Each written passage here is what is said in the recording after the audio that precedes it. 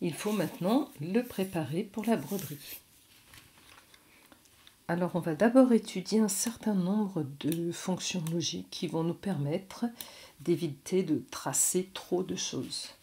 Pour l'exécution, j'aimerais disposer d'un contour qui va me permettre de fixer le tissu, qui va me servir de bâti pour fixer le tissu sur le stabilisateur. ITH, tout dans le cadre, ça veut dire qu'on ne va prendre que le stabilisateur dans le cadre. On va poser le tissu dessus, l'épingler très à l'extérieur du cadre, et je propose de faire un bâti qui maintiendra le tout avant de démarrer les broderies. Ensuite, je propose aussi que il soit fait d'une seule pièce, celle-ci, et que cette partie, la partie de la tête, soit suggérée par un point qui va contourner. Je rajouterai bien une bouche, et puis bien entendu, ce trait-là sera inutile. Donc on a un certain nombre d'opérations à faire pour préparer tout ça. Alors pour ne pas altérer mon fichier de base, je vais en mode sélection tout sélectionner, tout copier et tout coller. Donc coller à côté. Voilà, puis je vais faire mes préparatifs à côté. Alors, il ne s'agit pas de faire trop de bazar, ce que je viens déjà de faire. Voilà. Il faut que j'arrive à trouver cette flèche, voilà, pour mettre les choses en face et puis bien voir quels sont les soucis ou pas. Alors, je vais m'occuper du contour dans un premier temps. Tiens, ces choses-là, je vais les changer de couleur, comme ça on distinguera bien ce qui était le point de départ et ce qui est ce sur quoi je travaille maintenant. On va s'occuper donc du contour extérieur, un espèce de bâti qu'on mettra tout autour. Ce bâti-là, il doit inclure ces deux formes. Comme je vais me resservir de ces formes, je duplique à nouveau. Je copie, je colle. Et je me déplace encore un peu à gauche. Et prudent de toujours garder des témoins, des traces de son travail dans le cadre. C'est ce que je garde, hors du cadre, c'est ce qui va me servir d'intermédiaire. Donc avec ces deux formes-là, je voudrais dessiner le contour. Alors je vais utiliser une des fonctions du chemin. Je vais faire l'union de ces deux chemins. Et j'obtiens une forme qui est composée des deux. Si je passe en mode nœud, je vois que j'ai les nœuds initiaux, plus les nœuds de mon travail de liaison. J'ai un nœud notamment partout où il y a eu des intersections. Voilà, donc c'est ça qui me servira de bâti. Ce bâti-là, je souhaite qu'il soit un petit peu plus grand que ne l'est l'hippopotame pour ne pas avoir trop de points qui se superposent. Alors, je dispose d'une fonction qui est bien utile, qui est un peu approximative, mais qui va bien me servir là. C'est la fonction dilater. Alors vous avez remarqué que cette fonction-là, je peux la remplacer par une combinaison de touches. Ici, touche commande, flèche. Pour que vous voyez bien son effet, je fais commande, flèche. Hop, hop, hop. Voilà. Et je vois ici que les dimensions sont en train de s'agrandir. Je vais aller jusqu'à 130. Plus ce sera grand. Oh. Allez, là, ça, on va dire que c'est suffisant. Donc cette forme-là, qui va être le contour, je peux la ramener sur ma broderie de départ, sur mes éléments de départ. Voilà.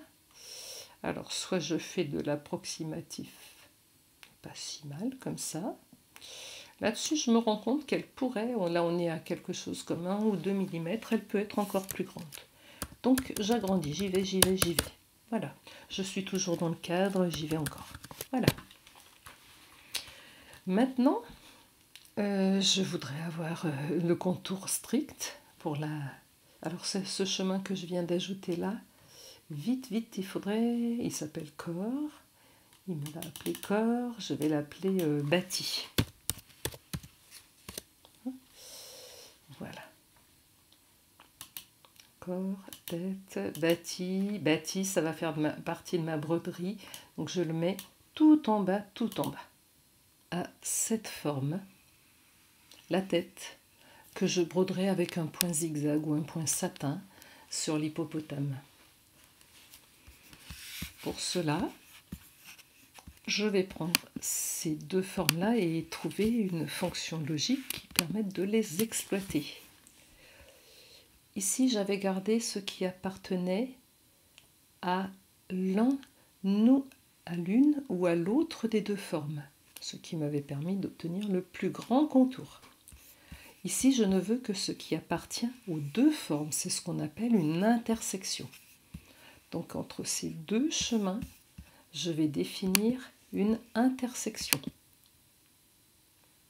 L'intersection ne me donne pas tout à fait complètement ce que je veux, elle me donne toute la surface.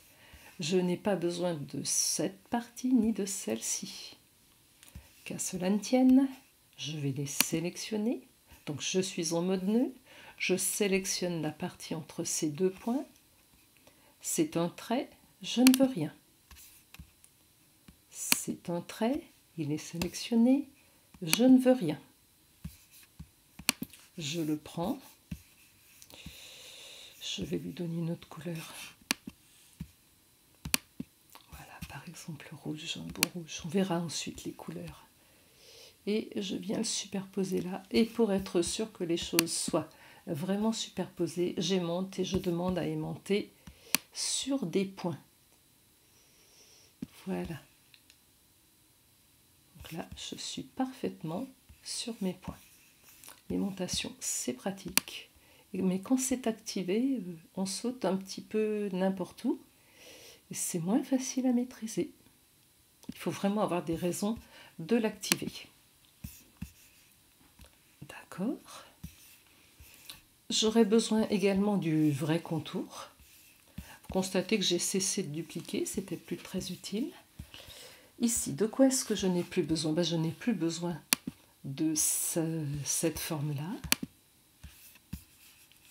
et de celle-ci. En tout cas, je n'en ai plus besoin entière. J'ai besoin de les avoir ensemble, unis, exactement comme pour le bâti de contour, et ça me servira à faire la couture finale. Donc ce chemin-là, je peux demander à faire avec ces deux chemins une union.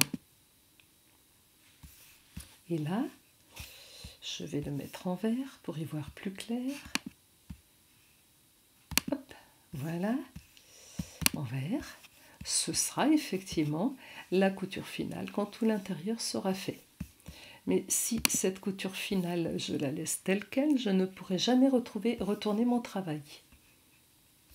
Je sais que je vais inclure ici les pattes de l'hippopo. Donc il ne serait pas très intéressant de mettre ici la partie qui va permettre de coudre à la main la fin.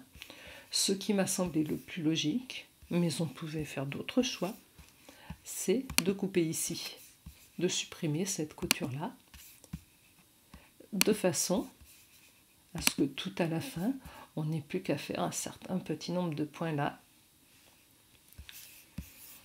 pour fermer à la main. Ça, ok, c'est une petite joue, une autre joue, la dent, les oreilles. Ah, il me reste le problème des yeux. L'hippopotame, c'est sombre.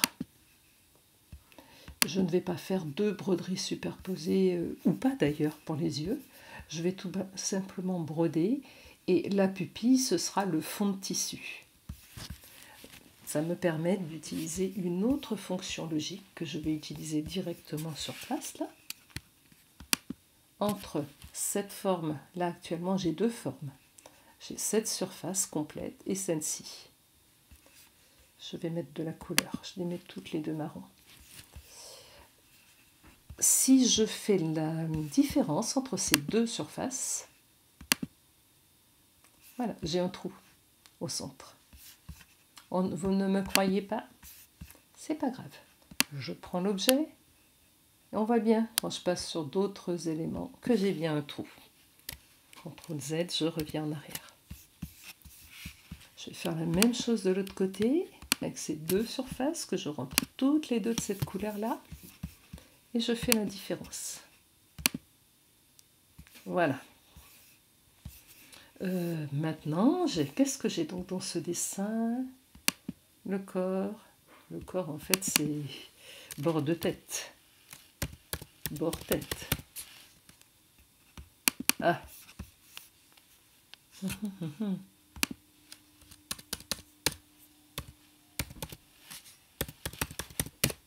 Bon, il ne veut pas me le changer, ça viendra, mais il a un petit peu de difficulté.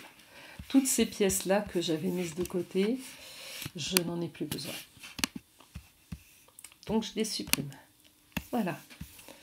Avant de passer à la préparation de la broderie, je fais une petite sauvegarde. C'est toujours prudent.